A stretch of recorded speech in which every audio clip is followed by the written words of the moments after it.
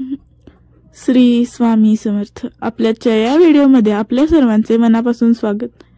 आपल्या कोल्हापूरला दक्षिण काशी म्हणून ओळखले जाते आणि या दक्षिण काशीवर जिचा आशीर्वाद आहे ती म्हणजे आपली करवीर निवासिनी आई अंबाबाई. आज आपण त्याच आपल्या करवीर निवासिनीची माहिती घेणार आहोत आणि तिचा शारदीय नवरात्रोत्सव कसा साजरा होतो हेही पाहणार आहोत.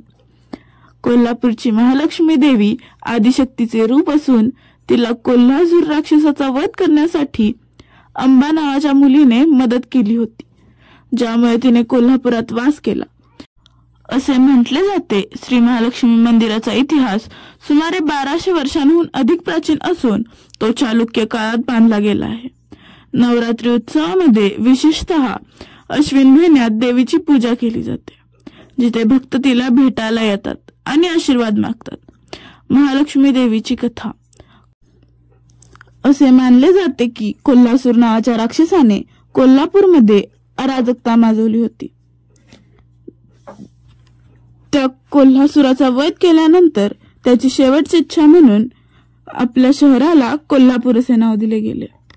शक्तीपीठ म्हणून महत्व. कोल्हापूर हे एक महत्वाचे शक्तीपीठ मानले जाते. येथे देवी महालक्ष्मी ही आदिशक्तीचे रूप मानले जाते, जी जगाला शक्ती देते. नवरात्री उत्सव. कालखंड. नवरात्र हा एक महत्वाचा हिंदू सण आहे जो देवीच्या पूजनासाठी साजरा केला जातो. कोल्हापुरातही हा उत्सव मोठ्या उत्साहात साजरा होतो. भक्ती आणि उत्सव. या काळात भक्तजन देवी महालक्ष्मीच्या मंदिरात येतात, तिचे दर्शन घेतात आणि प्रार्थना करतात. देवीला नारळ खणाने ओटी भरली जाते आणि तिच्या कृपेसाठी उपवास केले जातात. धार्मिक विधी. मंदिराचा परिसर भक्तिरसात न्हाऊन निघतो.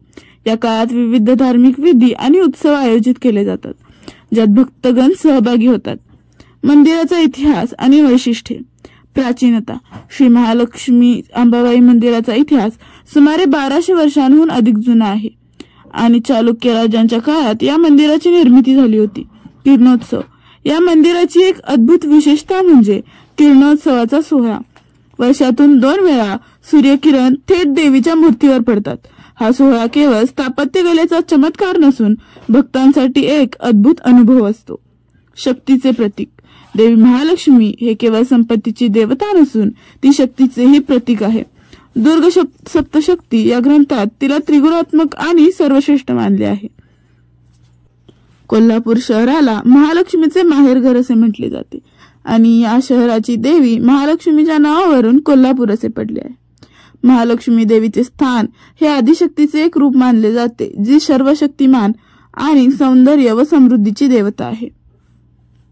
कोल्हापूरचा महालक्ष्मी नवरात्रोत्सव हा अश्विन शुद्ध प्रतिपदेपासून ते विजयादशमीपर्यंत साजरा होतो, ज्यात देवीचे 9 दिवस 9 रूपातील अलंकारिक पूजा, मिरवणूक म्हणजेच पालखी सोहळा आणि श्री अंबाबाईची नगर प्रदक्षिणा यात समावेश असतो.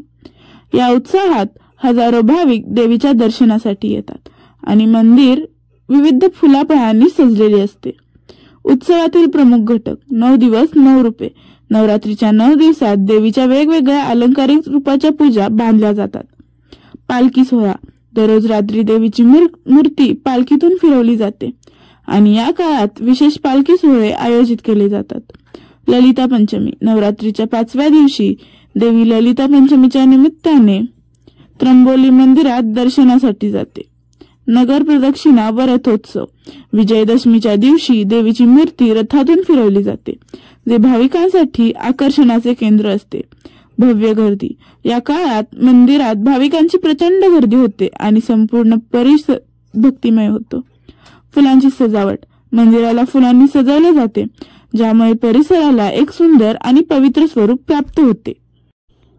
आई अंबाबाईचा आशीर्वाद घेण्यासाठी या दक्षिण काशीलाच म्हणजेच आमच्या कोल्हापूरला एकदा नक्की भेट द्या. आलात की अंबाबाईच्या मंदिरात जायला विसरू नका.